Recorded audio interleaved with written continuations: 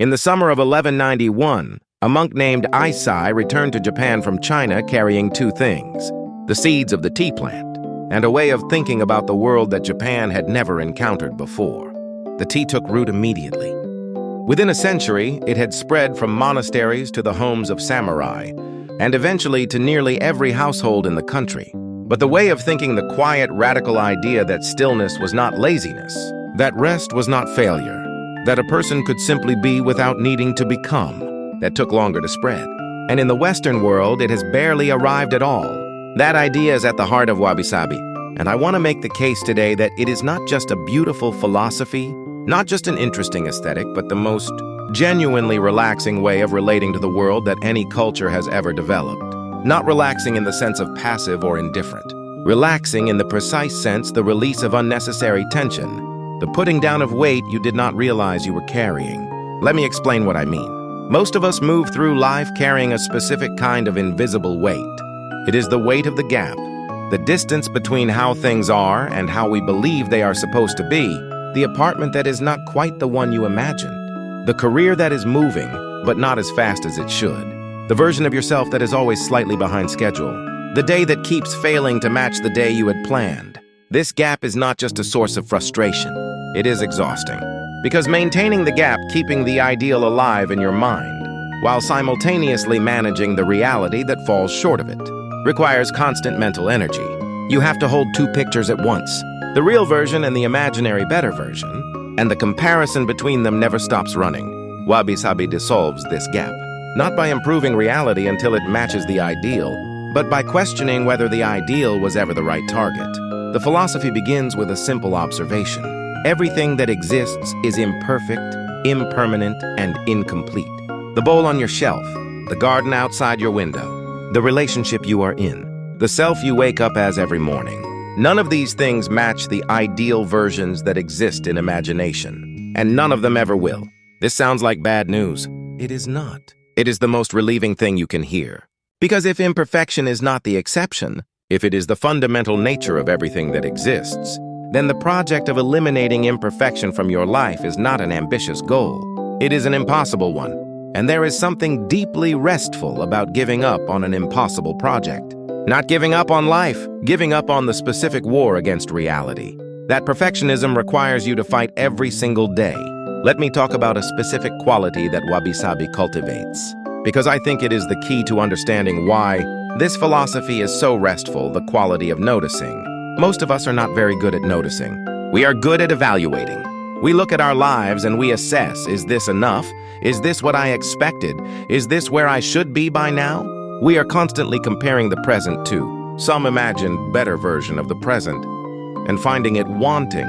The apartment is not quite the one we meant to have. The morning is not going the way we planned. The person looking back at us in the mirror is not quite the person we intended to become. This evaluation is automatic. It runs in the background of nearly every waking moment, consuming energy we do not notice, losing until we are inexplicably depleted by a day in which nothing particularly difficult happened. Noticing is different. Noticing does not evaluate. It simply registers. It sees the way the afternoon light falls across a wooden floor and simply takes that in without adding anything to it. It hears the particular sound of rain on a roof and allows that to be complete in itself, without needing it to be anything more than what it is. It holds the worn handle of a cup and feels its specific weight without comparing it to a better cup, or a worse cup, or any cup at all. Wabi-Sabi trains noticing. It asks you to look at the things you have already dismissed, the worn, the faded, the imperfect, the ordinary, and to really see them, to find in them what is actually there rather than what is missing. This is not a trivial practice. When you start to genuinely notice, rather than evaluate, something changes in the texture of daily life. The same apartment becomes different when you stop seeing it as falling short of the apartment you meant to have, and start actually looking at what it contains. The same morning becomes different when you stop running through your mental checklist and start registering what is actually present in it. The tea ceremony that Senno Rikyu, designed in the 16th century, was an exercise in exactly this kind of noticing. Rikyu stripped the ceremony of everything unnecessary. Small room, simple bowl, one flower. A few minutes of absolute attention to what was actually present in the room, with these people in this moment. The message of the tea ceremony was not that simple. Things are better than elaborate things.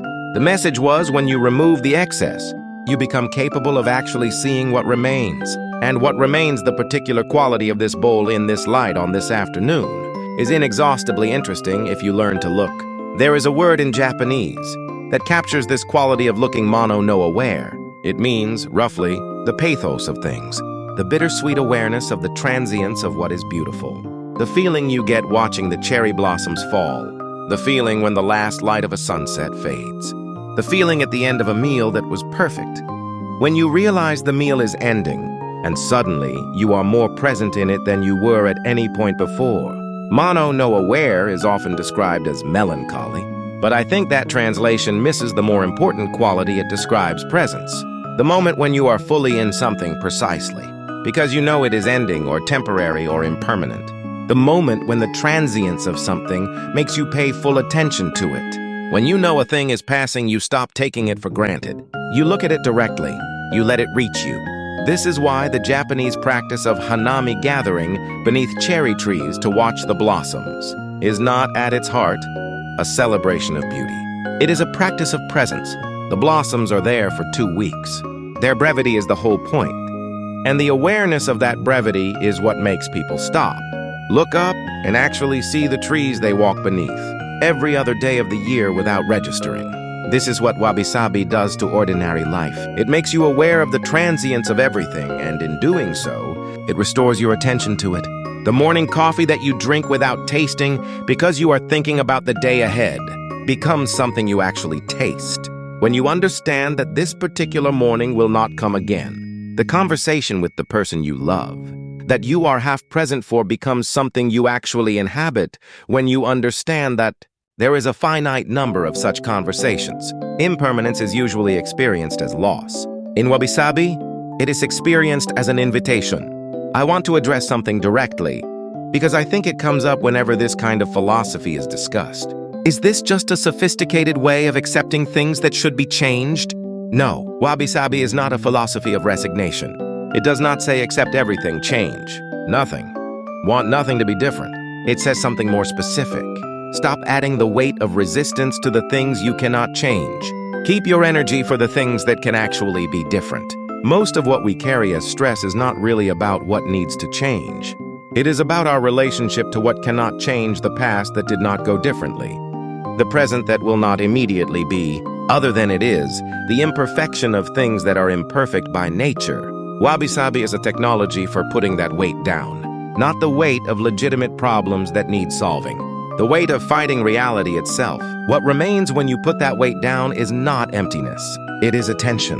And attention, directed toward the actual texture of your actual life, turns out to be one of the most satisfying things available to a human being. The monk Aisai brought tea seeds to Japan over 800 years ago. And in the culture that grew around those seeds, a way of looking at the world developed that is, I think, one of the most genuinely useful things any culture has ever produced. Not useful in the way that a tool is useful. Useful in the way that a clear mind is useful. In the way that the ability to actually be where you are, in this room, on this day, in this life, is useful. That is what Wabi-Sabi offers. Not perfection. Not improvement. Not a better version of your life. Waiting on the other side of more effort and more optimization. Just the quiet, radical permission to find what you have been looking for in the life. You are already living imperfect, impermanent, and entirely enough. If this way of thinking speaks to you, follow this channel. There is more Japanese wisdom where this came from.